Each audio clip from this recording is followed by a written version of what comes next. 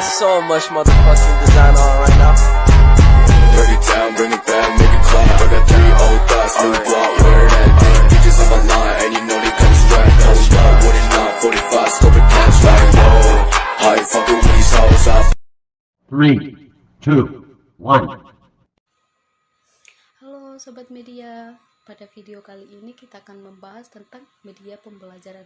Nah, pembelajaran merupakan suatu kegiatan yang melibatkan seseorang dalam upaya memperoleh pengetahuan, keterampilan, dan nilai-nilai positif dengan memanfaatkan berbagai sumber untuk belajar.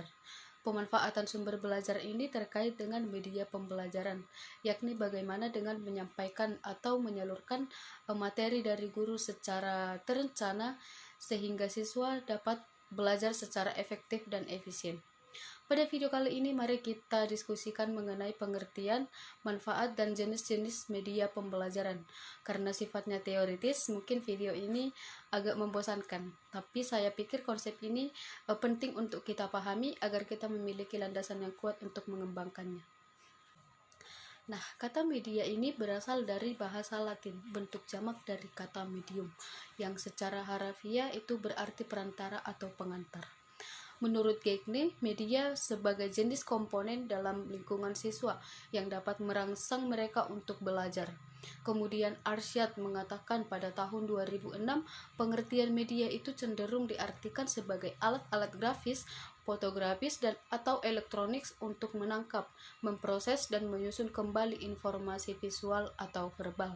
Nah, dari pendapat ini, kita dapat menyimpulkan bahwa media itu adalah komponen komunikasi yang berfungsi sebagai perantara atau pembawa pesan dari pengirim ke penerima. Berdasarkan definisi media secara umum, dapat dibangun definisi media pembelajaran secara terpisah. Nah, media pembelajaran dapat dikatakan segala sesuatu yang dapat digunakan untuk menyampaikan atau menyalurkan materi dari guru secara terencana sehingga siswa dapat belajar efektif dan efisien. Dalam hal ini, segala sesuatu yang digunakan tersebut mestilah yang dapat dipergunakan untuk merangsang pikiran, perasaan, perhatian, dan kemampuan ataupun keterampilan proses belajar siswa sehingga dapat mendorong terjadinya proses belajar yang baik. Nah, kalau dijabarkan secara rinci, media pembelajaran itu merupakan bahan, alat, atau teknik yang digunakan dalam kegiatan belajar mengajar dengan maksud agar proses interaksi komunikasi edukasi antara guru dan siswa dapat merangsang secara ilmiah, interaktif, efektif, dan efisien. Proses pembelajaran merupakan proses komunikasi dan berlangsung dalam suatu sistem, maka media pembelajaran itu menempati posisi yang cukup penting sebagai salah satu komponen sistem pembelajaran. Tanpa media, komunikasi tidak akan terjadi dan proses pembelajaran sebagai proses komunikasi juga tidak akan bisa berlangsung secara optimal. Maka media pembelajaran itu merupakan komponen integral yang tidak bisa dipisahkan dari sistem pembelajaran karena posisi media pembelajaran sebagai komponen komunikasi. Dari gambar ini, proses komunikasi akan berlangsung secara efektif dan efisien manakala penafsiran kode berlangsung secara cepat dan tepat. Hal ini dapat terjadi jika gangguan atau hambatan dalam komunikasi terminimalisir.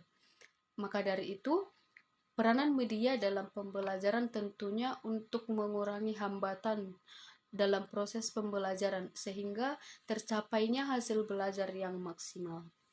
Dalam proses pembelajaran, media memiliki fungsi sebagai pembawa informasi dari sumber yaitu guru menuju penerima yaitu siswa.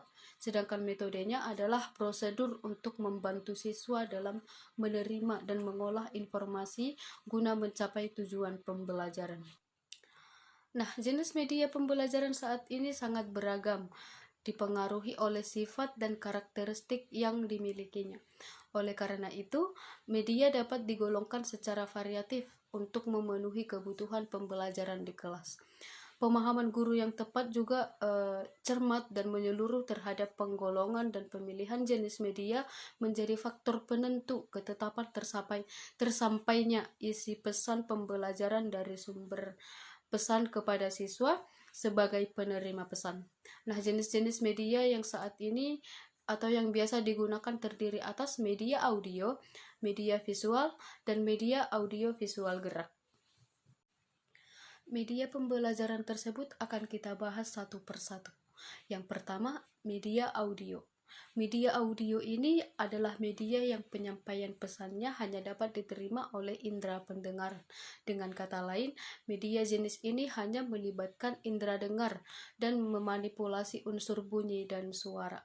Beberapa jenis media audio yang digunakan dalam pembelajarannya yaitu audio kaset, audio siaran, cakram padat yang merupakan compact disc, kemudian radio internet, dan laboratorium bahasa.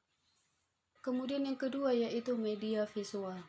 Media visual ini disebut juga dengan media pandang, karena seseorang dapat menghayati pembelajaran tersebut melalui penglihatannya. Nah, media visual ini ada yang berbentuk film bingkai atau yang disebut dengan slide, kemudian ada film rangkai atau film strip, kemudian ada media transparansi. Jenis media yang ketiga adalah media audio-visual gerak. Media audio-visual gerak ini adalah media yang penyampaian pesannya dapat diterima oleh indera pendengaran dan indera penglihatan, serta gambar yang dihasilkan adalah gambar yang dapat bergerak. Nah, penggunaan media audio-visual gerak ini mampu menjadikan penyampaian pengajaran lebih bermakna dan berkesan. Nah, gabungan unsur-unsur multimedia yang mantap antara audio, visual, pergerakan, warna, dan kesan 3 dimensi membuat media audio-visual gerak mempunyai daya tarik tersendiri, sehingga diharapkan dapat meningkatkan kemampuan berpikir siswa, kesan, daya tarik pembelajaran, dan membangkitkan motivasi siswa dalam belajar dan memperjelas materi yang disampaikan sehingga diharapkan tujuan pembelajaran dapat tercapai.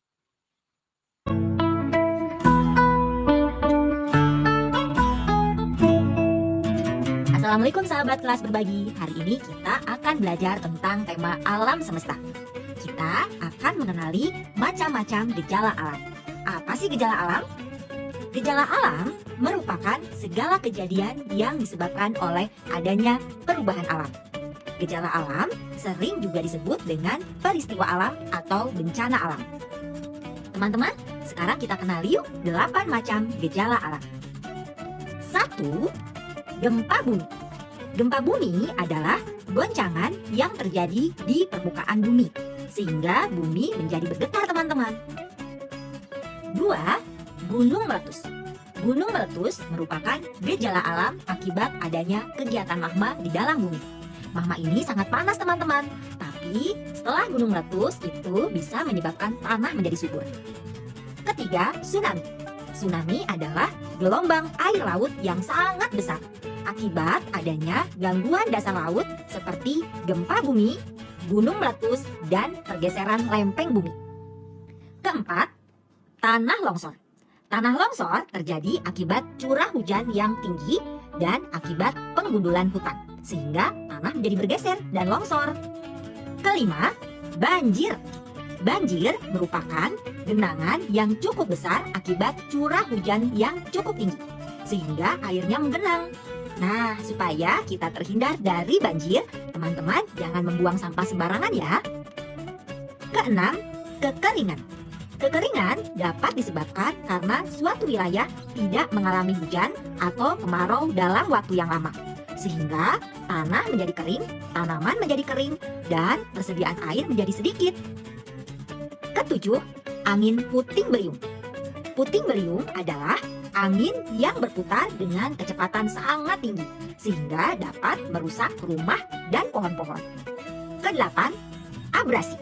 Abrasi adalah pengikisan tepi pantai yang membuat laut semakin luas dan dataran semakin sempit, teman-teman.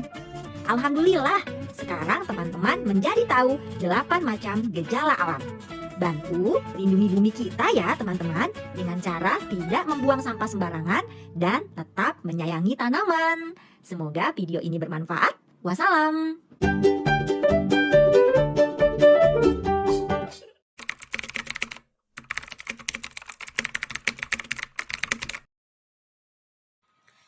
Dalam memilih media pembelajaran, hendaknya memanfaatkan kelebihan-kelebihan yang dimiliki oleh media tersebut dan menghindari hambatan-hambatan yang mungkin muncul selama proses pembelajaran. Nah, supaya tujuan pembelajaran dapat tercapai secara maksimal, maka hendaknya belajar harus memanfaatkan semua indera yang ada pada diri siswa. Sebagai penyaji dan penyalur pesan, media belajar dalam hal-hal tertentu bisa mewakili guru menyajikan informasi kepada siswa.